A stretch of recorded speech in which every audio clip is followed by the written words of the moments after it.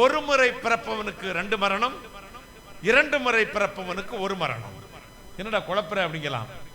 தாயின் வயிற்றிலிருந்து இயற்கையாக பிரசவமாகி பிறப்பது ஒரே பிறப்பு, ஒரே மரணம்.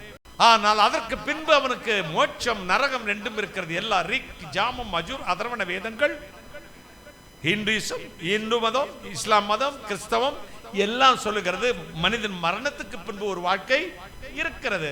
2மே நிச்சயம். ஒன்று மோட்சம் அல்லது நரகம். இது 2மே நிச்சயம். இந்த ஒரு முறை பிறந்து பாவத்தோடு வாழ்ந்தவனுக்கு சரீரம் செத்த பின்பும் திருப்பி ஒரு மரணம், ஆவிக்குரிய மரணம் உண்டு. இந்த முதல் முறை பிறந்து மனம் திரும்பி இயேசு கிறிஸ்துவை இரட்சகர் என்று ஏற்றுக்கொண்டு 2வது பிறந்தவனுக்கு ஒரே ஒரு மரணம் தான், சரீர மரணம் மட்டும். 2வது மரணத்தில் பங்கில்லை. கையை தட்டுங்களேன், ஒரு அல்லேலூயா சொல்லுங்களேன். 2வது மரணத்தில் பங்கில்லை.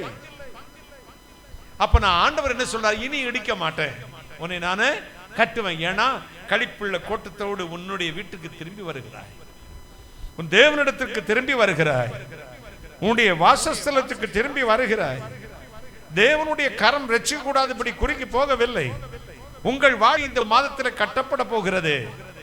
நீ எல்லாம் இழந்து போனாய் என்று தவித்துக் கொண்டு இருக்கிறாயோ? எல்லாம் முடிந்தது. I am depressed uncle. நான் சோர்ந்து போய்விட்டேன்.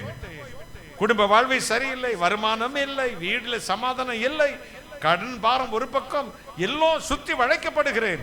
எனக்கு மறுபடி எழும்புவேனா என்று எண்ணச்சோடு வாழ்வு கசந்து வந்திருக்கிறேன். உன்னை பார்த்து கத்த சொல்றார், பயப்படாதே, இனி உன்னை இடிக்க மாட்டேன், மறுபடியும் கட்டுவேன். கைகளை தட்டி